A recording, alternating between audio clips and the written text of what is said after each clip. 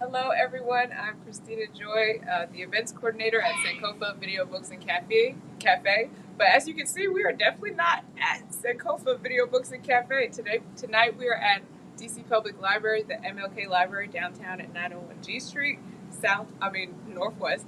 Um, we are so excited to be here to launch Kin, Rooted in Hope, by the lovely Carole Boston Weatherford.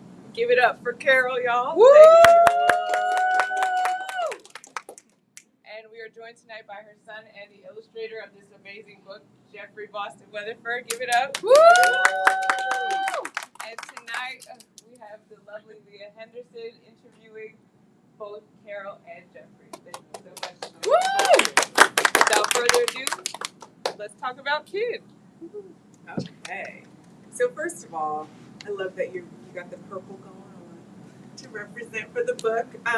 There are so many things that I want to kind of dive into about this book. But before we even get started, Carole, if you could turn to page 60 and just read Isaac Cooper, Why I Am Called Doctor or Mister.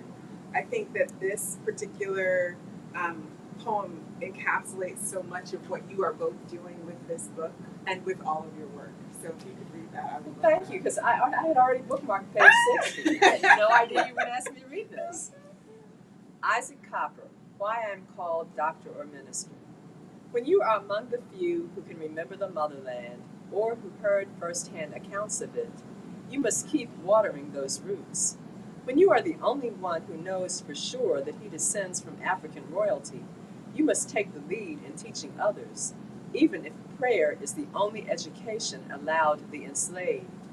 When you are the keeper of stories, cures, and rituals, you must tell your children their heritage. You must summon the power of shamans and healers and the ancient wisdom of the elders. When you are past labor, you hold a two-faced carving in one hand and a cane with the other. You make magic bundles of stones and coins and poultices from plants in the hothouse. When you are the only one who knows, you tell somebody, you show someone. You remember for those who might forget. You pass it down.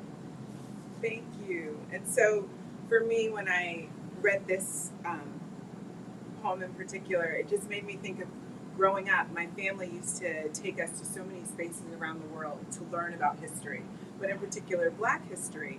But something for me that I didn't have, it wasn't rich in our personal Black history, which it is for both of you.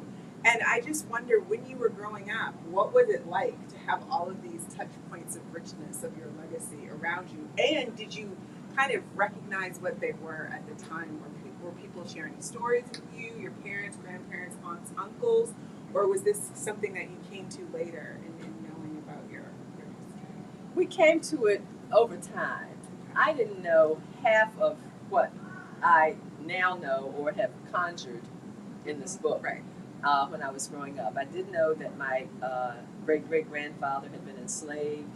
I knew that the family farm had been in the family for generations.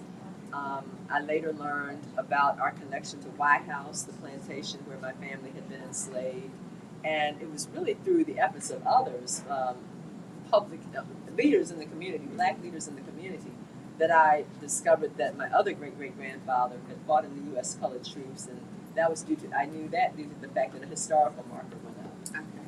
So I knew that, and that was the beginning. Okay. That was the beginning.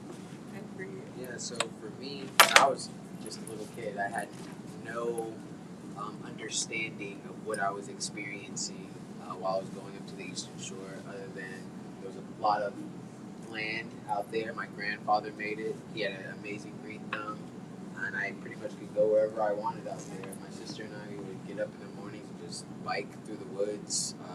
There was no like power lines or lanes in the road. It was just literally through the woods, like over the river and through the woods to grandmother's house we go type of thing.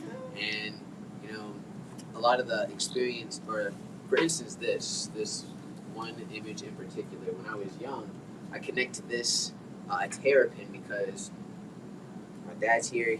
when we were fishing at the Eastern Shore, there was a distinct experience where we didn't know that there were any snapping turtles in our pond, and I thought I was pulling the biggest fish out of the water ever, and then this monster comes out of the water. You know, I'm like probably like 8 or 9 years old, pulling a giant snapping turtle out of the water, and then my uncle Tom, he had one arm.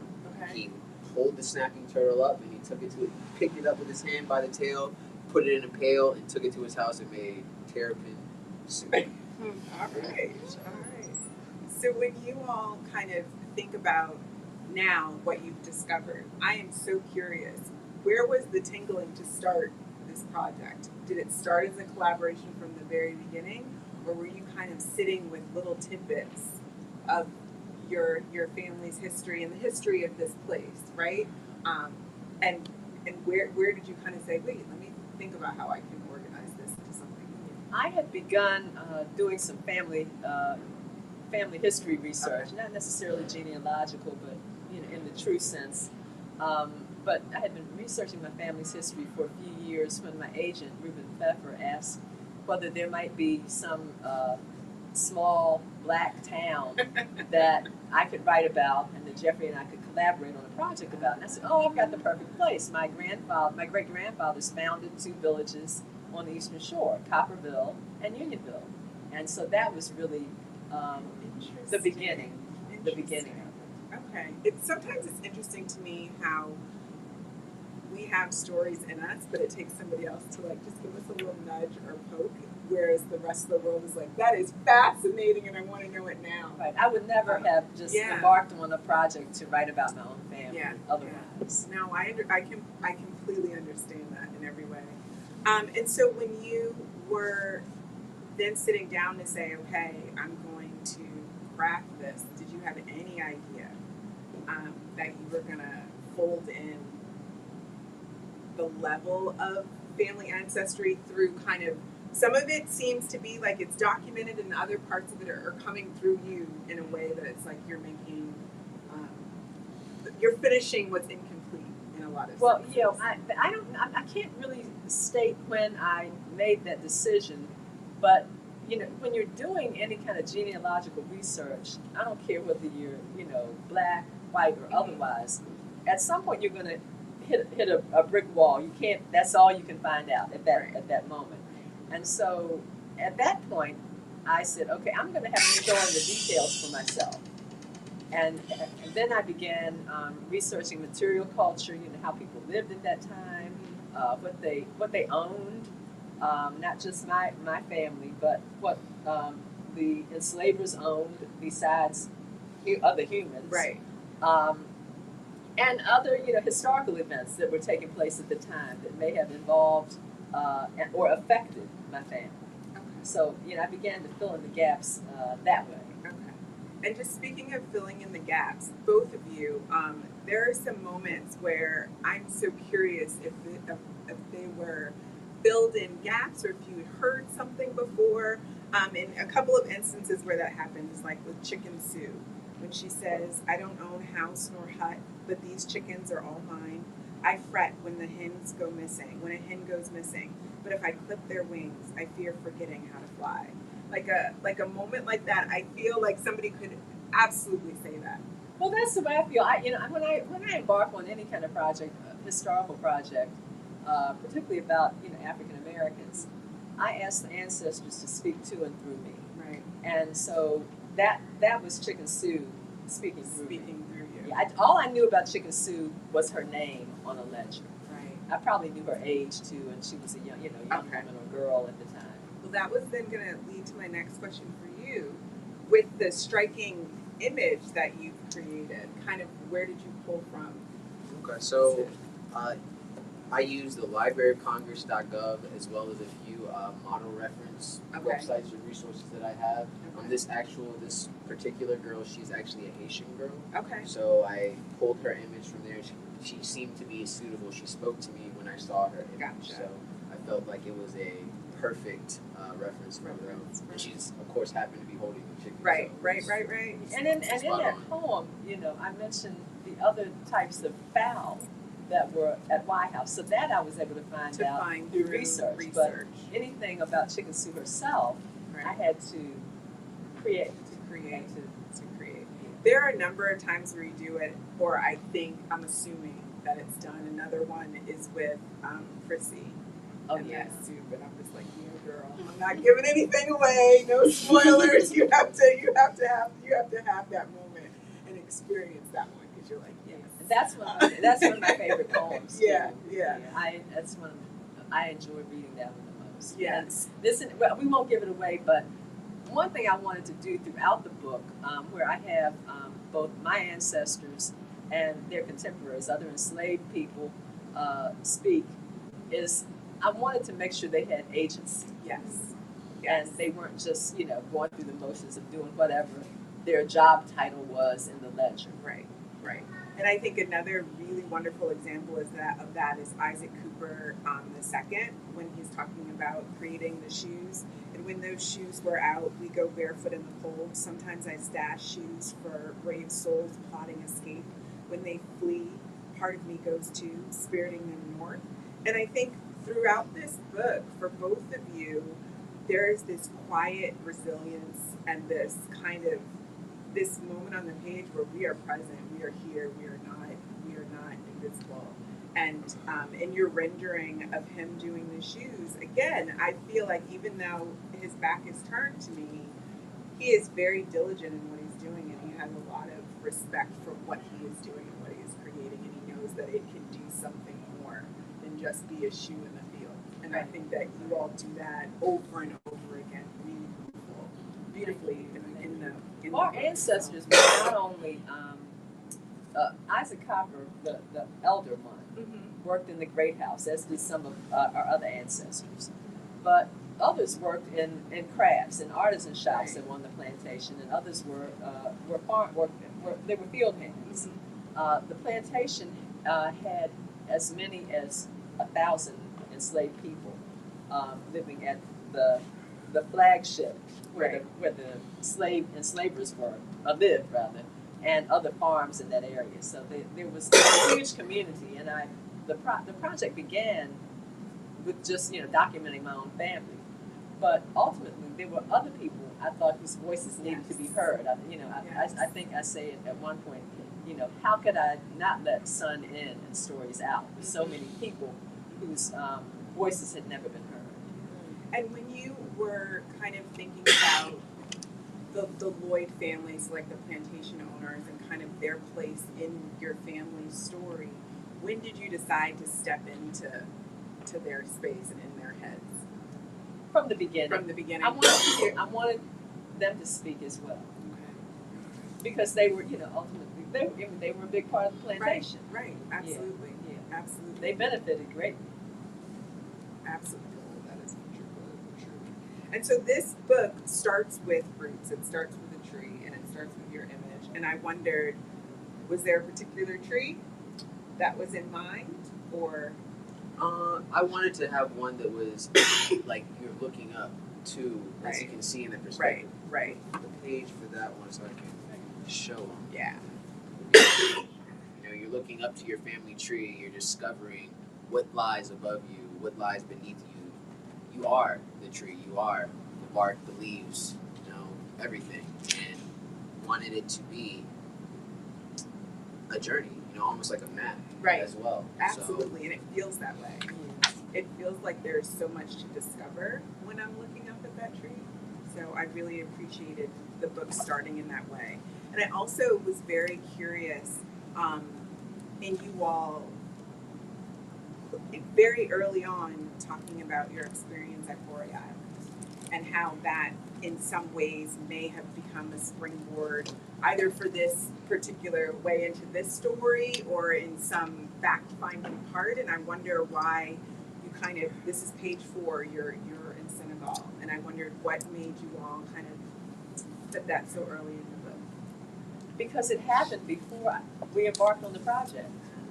Okay. We went to Africa not knowing that we were going to write this book, not knowing that there was local lore that we were African royalty. Gotcha. And so when we were in Senegal and Cote d'Ivoire and Ghana, we had no clue about our African ancestry except a little morsel from Ancestry.com. Right. For Right. a different side of the family, not Okay. even this side of the family.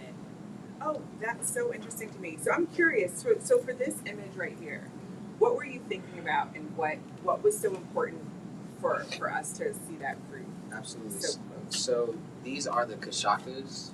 It's a Ghanaian percussion tool. They're like made out of two small gourds, and then there's like rice or beans inserted into the gourd, and then they're attached with a string.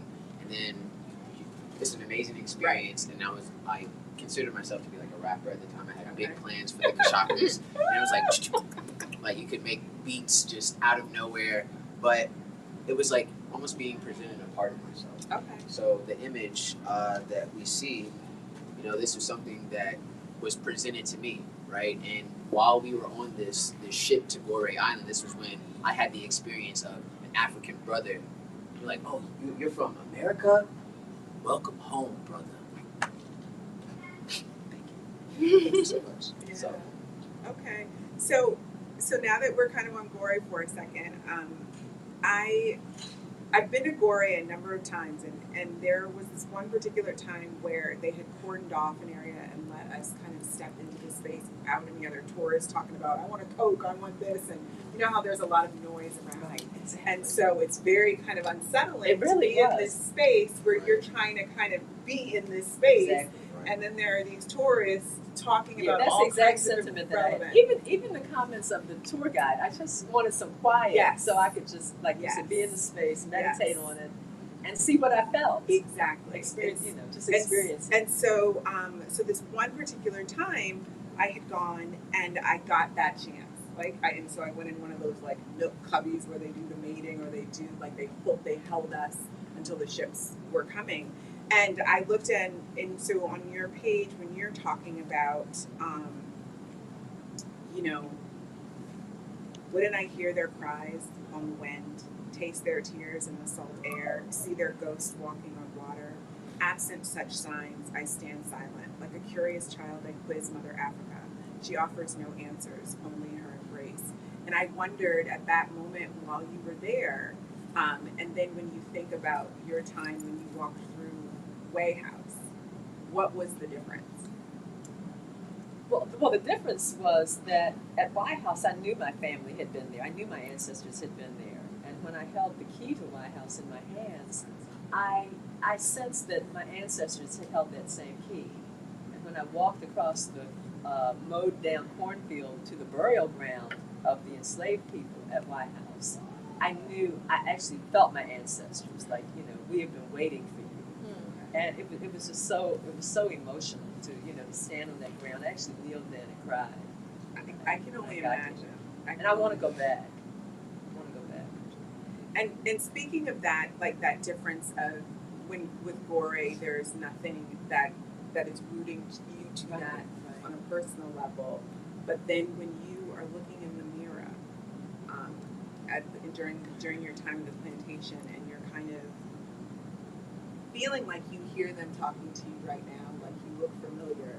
Right. Space. Right. Kind of, what was that moment like? Because the idea of mirrors comes again and again, is woven through this book, and so I just wondered what you were thinking that first time. Well, I looked in the mirror, and the mirror was so splotched that with it was a very old mirror from colonial times, Right.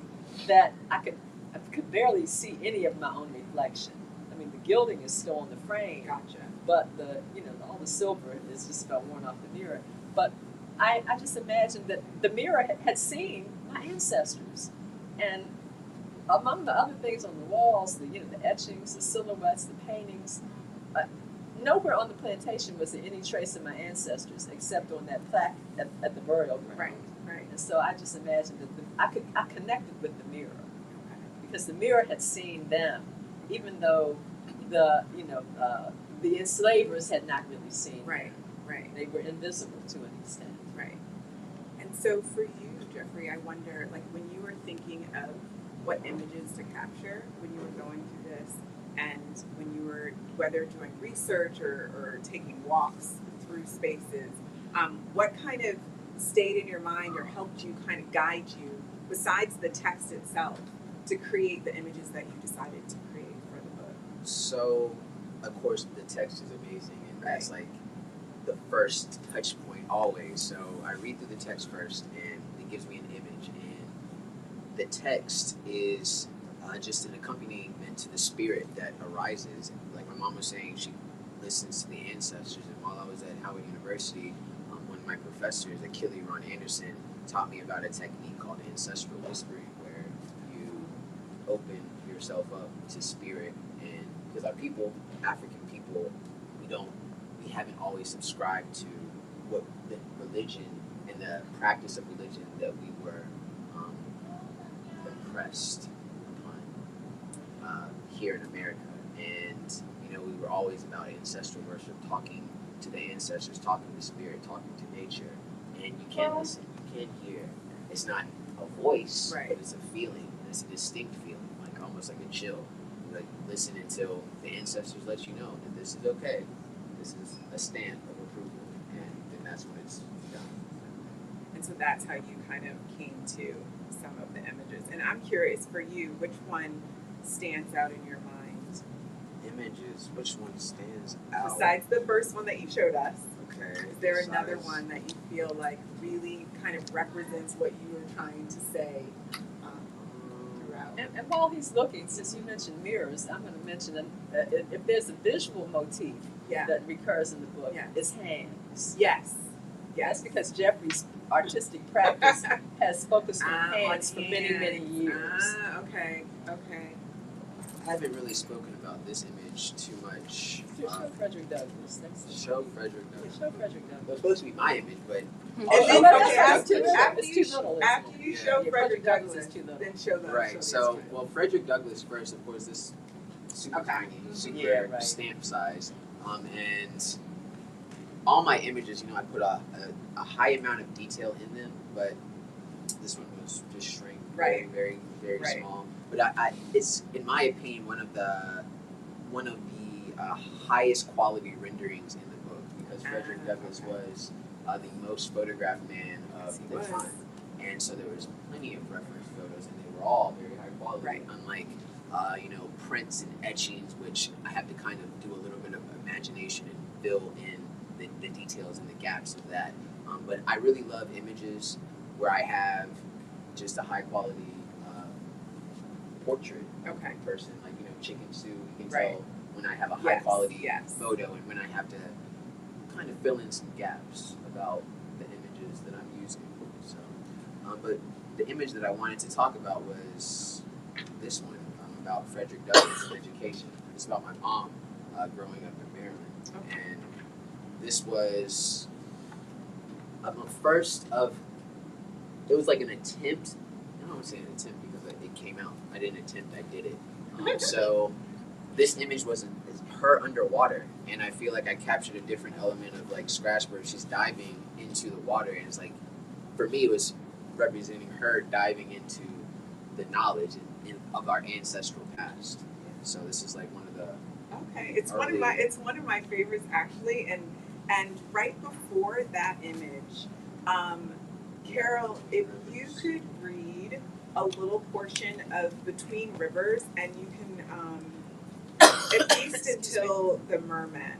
Tell me the page number. So that is page 41. Okay.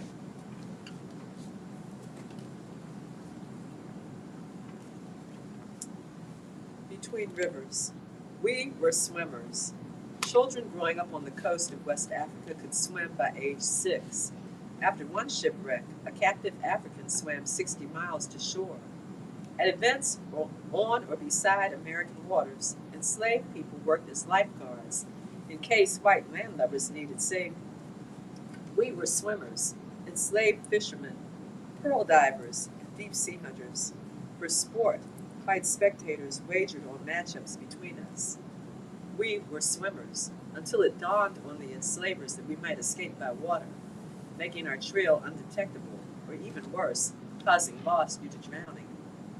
Soon, both swimming and giving lessons were banned until the skill and know-how were almost lost to one-time mermen. So when I read that, and then after what you just said, Jeffrey, about her swimming down for knowledge, I feel like this poem speaks to so many different aspects of how they tried to take and strip different parts of our power away from us when they felt fear, right? And so, as someone whose parents have always said she's a fish, I'm always in the water, I'm all like, to read this, I sat a little taller. You know, I thought about what that must have been like to not only, for those who did remember swimming, to be that close to the water, right? To be able to kind of know that one day that could be your way out, right? And then they, in every way that they can, take it away. And so I wondered, while you all were doing research and while you were discovering different things, were there other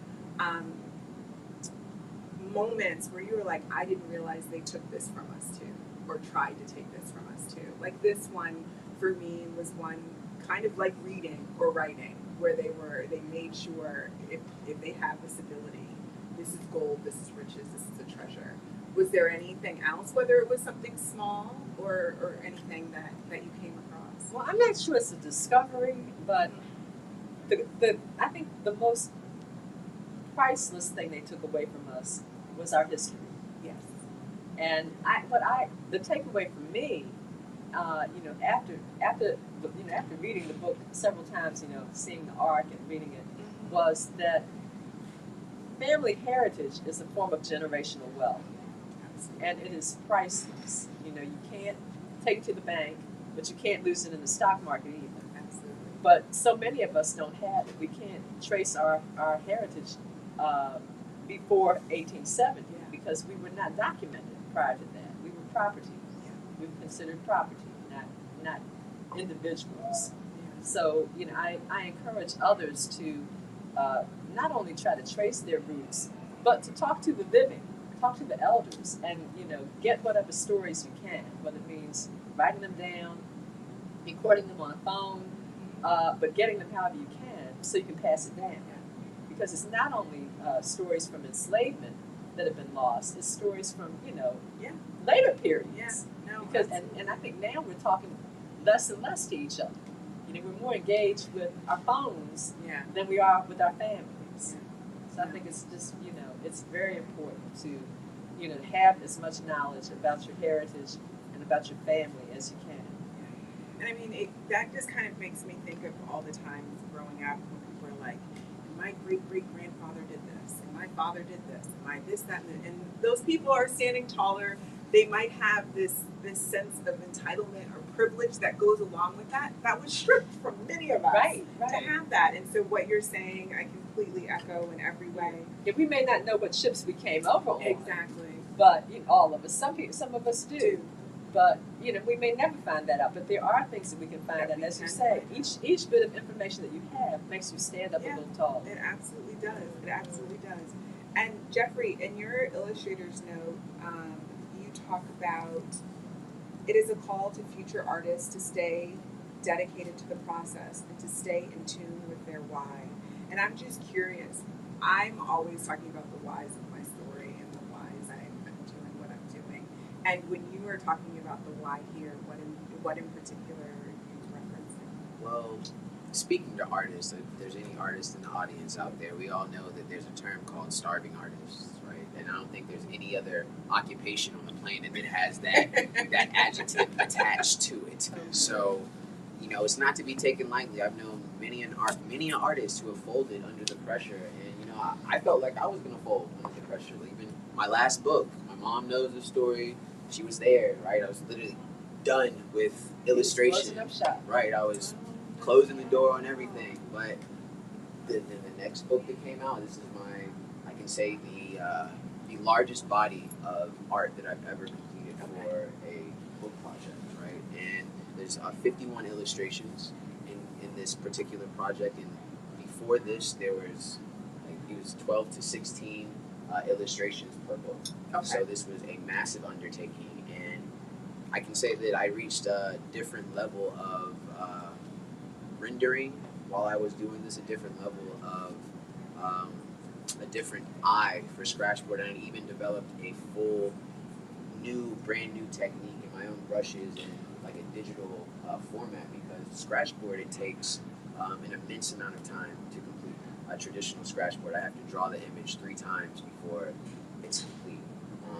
I have to draw the initial image, then I have to trace it onto the scratch board, and then I scratch it out, which is literally like carving, right? And so with digital scratch board, the process is shortened exponentially. Okay. So even though, you know, it's still scratch board, and nobody would know if I didn't tell them that it was a digital scratch board, that, you know, it's still scratch board. So prior to this book, I was like spending up to like 17 hours. That was like the longest amount of time I spent on a scratch board. But I've actually topped that on our newest project that I'm working on right now. You can see all the lines that are involved in this. Every single line is manually drawn.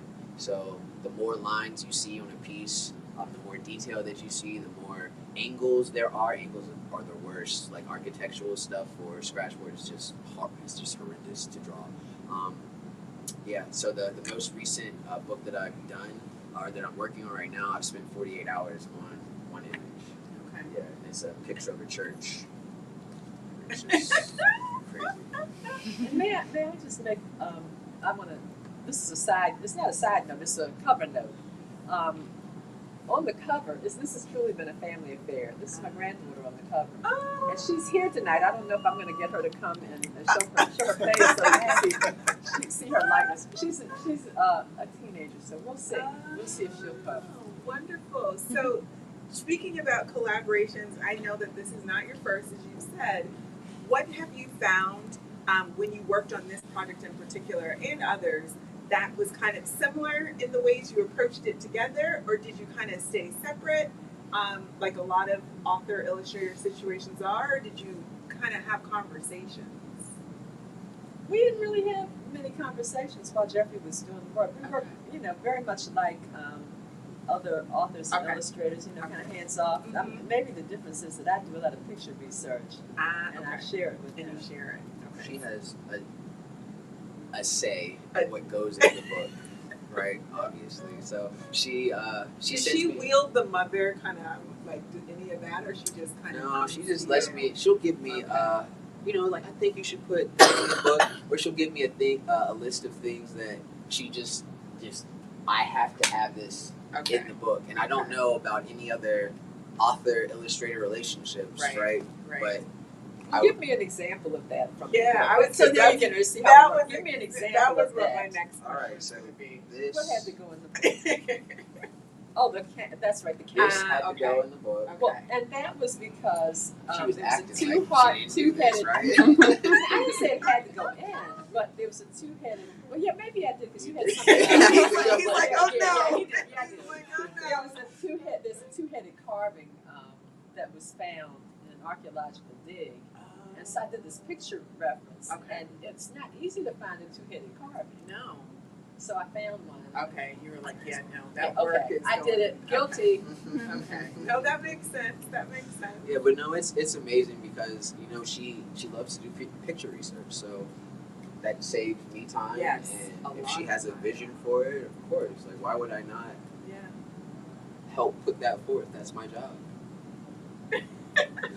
Well, that's been recorded. Well, I do it. So. That is absolutely been recorded. And so for Carole, I'm curious for you, which is the either poem that kind of stands out in your mind, or one of them that stands out in your mind, or something that you found that didn't make its way in that you really wish you could have brought forward? Well, one of the poems that stands out, two of them that stand out, you have mentioned Prissy, and the one that I shared, Isaac Copper. Okay. Why I was called Doctor or Minister, but there's another. There are several question poems in the book, and the question poems try to get at which ship my ancestors may have come over on, and so I think I found maybe. I'm not sure whether I narrowed it down to 30 different ships. I mean, that doesn't sound very narrow. No, but it does. Yeah. But it does. Yeah. I just using my the age of my my fourth great grandfather, and the ships that may have come over to nearby ports Right. during his lifetime, Right. I was able to narrow it down to several ships. And there's one that I'd like to think he was on, Okay. and that's the one. If I could choose where Right. it came from, I would choose Senegal, just Okay. because I love Senegal so much. Same. Yeah. Same. Okay. Yeah, I feel like when I was reading this a few times, like there were instances where I was like, the dog. Like when you added the dog, like when did you decide that? Was that because you had seen a reference to something? Right. Or- The dog. Part of my research involved in trying to flesh out details and create stories, just to understand the world of my ancestors. Right. I researched material culture, Right. and the dog was a breed that originated at that plantation, the Chesapeake Bay Retriever. Right. It's the only retriever that's native to the United States. And so I let the dog speak, and what he does, other than tell you, where he came, how he came to be, is that he was not employed in tracking down runaways as some of the other dogs were. He was strictly a hunting dog, and he had no taste for tracking humans. In that last line, he says, "Catching black people is not my idea of sport. It's like stamped. Like, no, you all in your foolishness. That's not what I'm Go about." on if you want to do that. I'll That's sit not here and what I'll I'm eat about. whatever they fed me. No, and so another kind of note that comes again and again is Frederick Douglass is woven through so many different parts of it. And did that start with the knowledge of that writing when he's talking about an Isaac Cooper, or did that start in another way for you? It did start there because when I read, I actually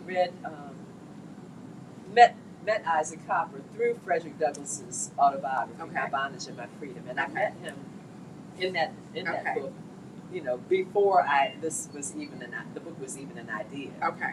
And the description gave me pause because Isaac Cooper was teaching kids the Lord's Prayer. He was past labor, meaning he was too old to work by then. And that was he was still known as Doctor or Minister. He was respected on the plantation. But he taught children the Lord's Prayer. And when they made a mistake, he would hit them with his cane. And I found that just so repulsive that I was like, okay, I don't need to know anymore about him. I don't want to know. I don't know anymore about him. But it took me years to understand that corporal punishment was the order of the day. Not only were enslaved people beaten, but children were beaten. Right. White children were beaten, black children were beaten. That's just what people did back then, regardless of what I think of it today. Right. That's how children were raised back Right. then. And you don't have to go back too many generations. No. I mean, my parents were of the generation where they were still getting, corporal punishment was still employed not only at home but at school. And I can remember corporal punishment at school. So it took me a while to wrap my head around him. And then coming back, you come back to Frederick Douglass again and again, and then Harriet Tubman comes in as well. And I wonder, how intentional was it that you were like these two flagship figures, and where they sit in my history, my family's history? Like, how did you all think about that? Well, of course, I wondered, how well if my family knew Harriet Tubman at all. I did have some family who tried to run away or ran away, and so I just imagined that they encountered her. She was on the eastern shore of Maryland, and she comes from Dorchester County. Another branch of my family comes from Dorchester County. I don't even get into that branch, but she did go into Talbot County to lead people to freedom. So, whether she knew my family or not, she was a presence in Talbot County at that time. So she's in there just because she was one of the more famous contemporaries. Right. No, that makes As was sense. Frederick Douglass. He was, probably the most important black man of his day. And so when you all are thinking about, and so for you, Jeffrey, you don't, besides, I could be wrong, besides the author's note and the illustrator note, there are no touch points in modern day, are there? Like the most modern, I guess, Or would the be Frederick Douglass statue, maybe. The statue. Yes, it is. Yes, that's very recent. So the Yes. Frederick Talbot Douglass, County. so that would be but throughout, even though you are coming back to present day to kind of put that bring that root forward, you don't. Was that a conscious choice, or it just didn't? I mean, none of the text is really about common day, with the exception, it's not really common because you were a kid, but in Frederick Douglass, the high school, and then the picture of my mom and I when I was a kid, in Right. Boy Scouts, Right. that picture, I that's guess, the statues are Yeah. present. Yeah. Yeah. And then Now, the yeah. picture of you holding the arrowhead. Oh, that's was not me, that? though. Oh, That's not me. Oh, that's not. No, that's not me. That's in. You made that up. If those are meant to be hands, It's a that's thicker hand. that's a fiction as well. Imaginative. Yeah.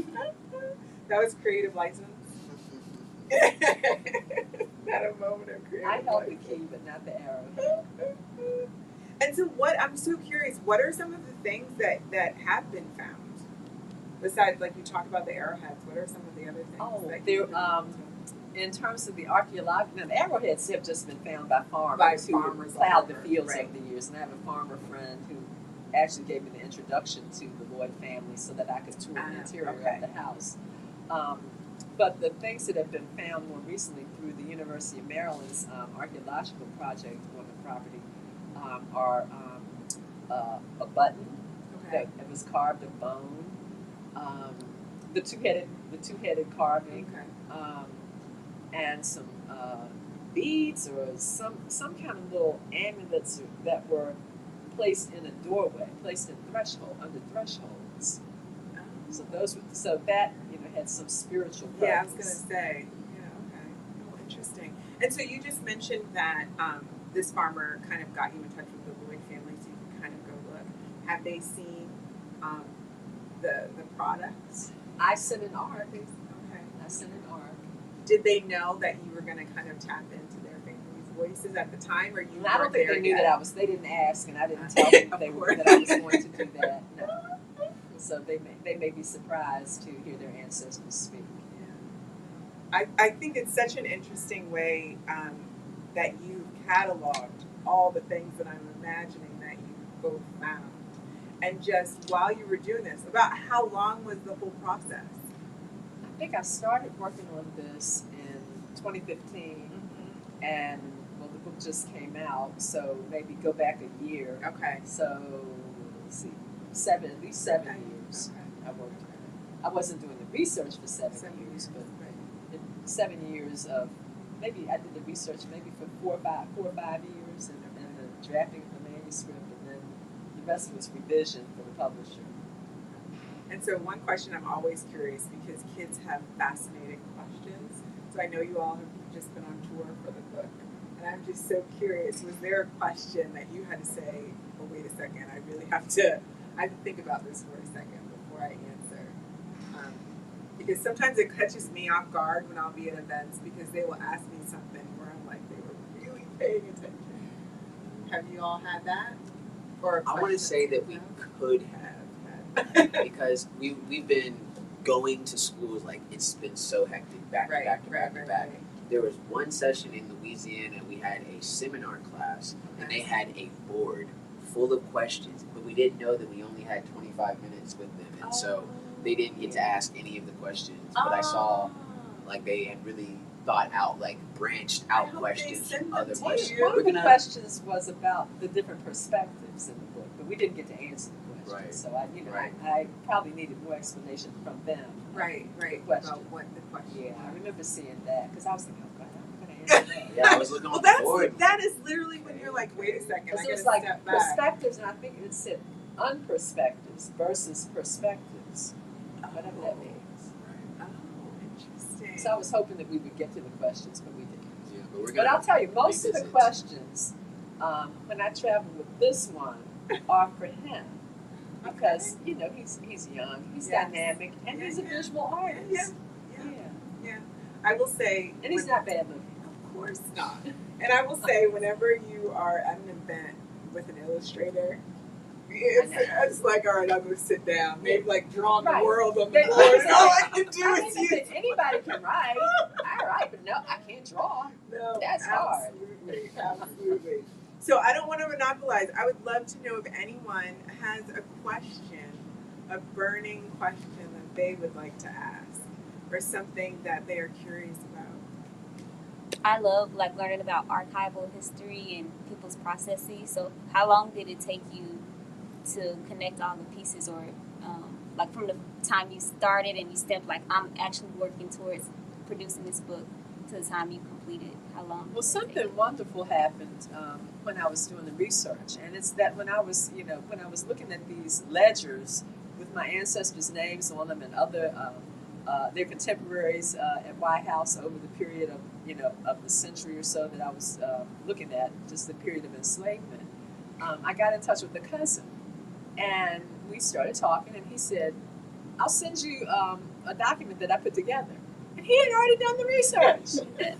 Wow. He had already traced, he had already, connected the dots back to 1770. I had found the, estate inventory for 1770, listing my fourth great grandmother and grandfather, but there were so many Isaacs in the inventory over a period of time, and I really thank God for that, because my family was naming eldest sons Isaac, and so that's how I was able to trace back my ancestry. But as I said, I was still confused because there were all these different dates, and in ledgers sometimes, like maybe there's a ledger from 1833 and they say you're 5 years old, and then in 1836 it says you're 13.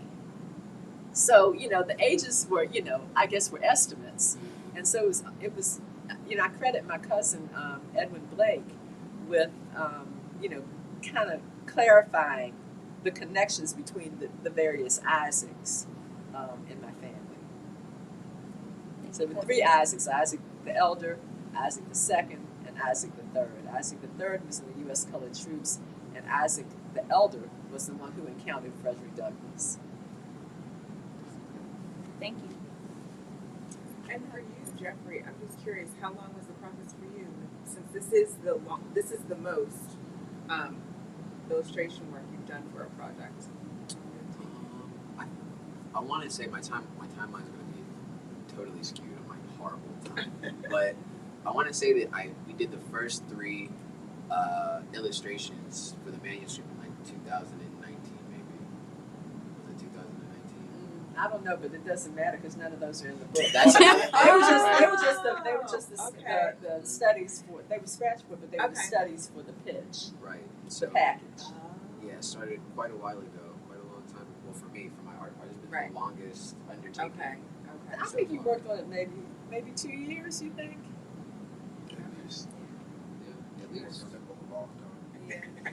He knows. Is that book come out yet? You get paid for that book yet? I had a question for Jeffrey. How did you come to have sketching as your artistic medium? Like, was it something, that started when you were really young, or when you were at Howard, you kind of evolved to Absolutely. do it? So the scratchboard, I was first introduced to scratchboard by my first grade art teacher, Mr. Gonzalez. And then my art teacher, Mrs. Coggins, reintroduced me to scratchboard in the 9th grade. And it wasn't until 2015 that I revisited scratchboard after You Can Fly, the Tuskegee Airmen. The project got killed, meaning it got swallowed up by another publisher, and they just didn't want it. But my mom suggested that you should try scratchboard, and it was up from there, pretty much. And then ever since then, the publishers asked for the scratchboard. That's what I'm known for. Pretty locked in with it. And I wonder if I know you said now you do things by computer and it's quicker, but I wonder if you miss that manual side. I do. I mean, I love the manual scratchboard. Like it's amazing. It's like I have a lot more control. I mean, I know I'm not going to say that this doesn't look great, or I guess I shouldn't say that. It's like, but, It looks wonderful, It Jeff. does Thank look you. wonderful. But It's striking on the I shelf. believe that the physical scratch board is just a totally different level, and I think I can see it. I don't know if other people can see it or not, but I'm just like extreme perfectionist when it comes to my work, and I do miss it, but there's a deeper reason for that as well. Scratch board is very strenuous, right? You're quite It's very what, I'm sorry. strenuous, right? So you're quite literally like carving into the paper, and you can imagine if you're sitting there, like I'm kind of like an art machine in a sense. So I'll sit and I'll just scratch like the whole day, won't eat, think about other things, and then I started to develop carpal tunnel in my hands. So by the end of my last project, I'm starting to get cramps in my hands and stuff, and we told the publisher that we had to switch it up in a sense. So I miss the physical scratch board. I miss having the physical scratch board at the end. That's like one of the prizes of completing the artwork. And right now we're actually working on figuring out what type of printing process we're going to have for some of these pieces, because they are going to be in gallery exhibitions. Where is it going to be exhibited? Lewis Museum. Yeah, the Lewis Museum, the Reginald Lewis Museum in Baltimore. We're going to do a presentation there. That'll be a pop-up exhibition, and then we've spoken with some other museums, which I won't name because we don't have the dates locked in yet. But one is a gallery. Well, one is the Frederick Douglass Museum. The Isaac Myers Frederick Douglass Museum in Baltimore. The dates that'll be in the spring, this coming spring. And we talked with another museum in Maryland that wants to show the work. A museum in Atlanta and one in Philadelphia. You one in Texas too. Just putting it out there. Yeah, we'll put it. We will definitely put it out there. And just kind of in closing, and thinking about the work that you've done in this, it feels like a heart piece. I'm curious, what do you all have in the pipeline that is coming that you can share, if you can share anything? Well, we've got a picture book, a poetic picture book biography, which is kind of a genre that I'm known for, of the artist M.C. Escher. Oh, okay. So, I mean, that's a project that there's certain projects that I could see with Jeffrey in mind, and we both have loved Escher, since we were young, and so that was conceived with him in mind. And when is that? This year, next year? I don't think it's scheduled yet. Oh, okay. He's working on the illustrations. Okay. now. Working on the final illustrations. Okay. Well, thank you so much for creating this to share with us. And honestly, you are passing down so much for so many of us. Even though this is not my personal family history, I felt so connected to it. And it made me wonder what else is out there for all of us. Right. So thank you so much.